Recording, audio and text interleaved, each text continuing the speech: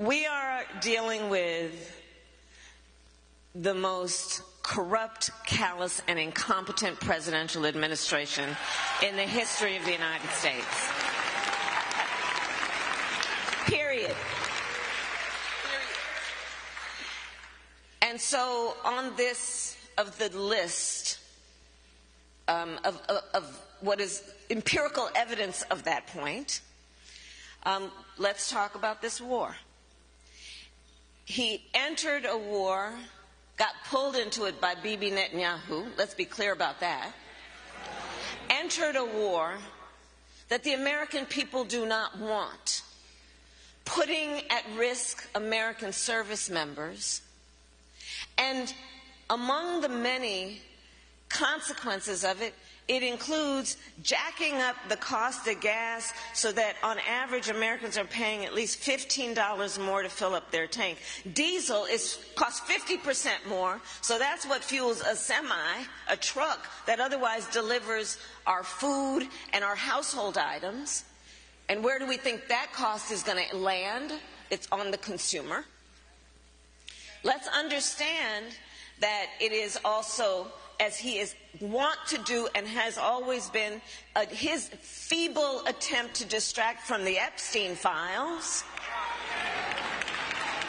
Okay? Let's understand it is his attempt to walk around, as he is wont to do, this insecure man, to walk around as though he is strong and will use the force of America's military against anyone whom he chooses. And to your point, when I served as Vice President of the United States, I met with over 150 world leaders, presidents, prime ministers, chancellors, and kings. Many of them multiple times, and I formed relationships.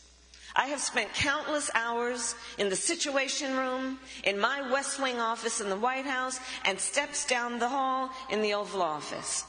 And I will tell you, this president is the first president of the United States of either party since World War II to abandon America's responsibility to, one, a responsibility we assumed, imperfect though we are, to nurture and protect our alliances, our friendships, and to thumb his nose at them, and two, to not even pretend and in fact dismiss the importance of upholding international rules and norms, such as sovereignty and territorial integrity.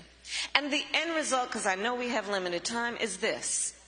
What he has done is he has, one, in the eyes of our allies, made us unreliable.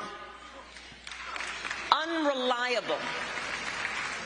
And two, he has eroded whatever influence we had to be able to speak to certain issues, imperfect though we know we have been.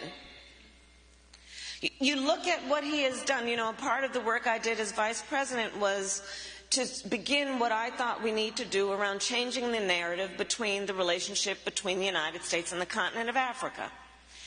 And I led a delegation to the continent to visit various African nations. Why? Well, because one reason among the many, do you know, and I'm sure you do, the median age, the average age on the continent of Africa is about 19. It is predicted by the year 2050, 1 in 4 people occupying space on this Mother Earth will be on the continent. So that either presents an incredible opportunity for partnership, or to neglect that relationship, quite the opposite. So my point was, we need to not just think of ourselves as benevolent, but as a partner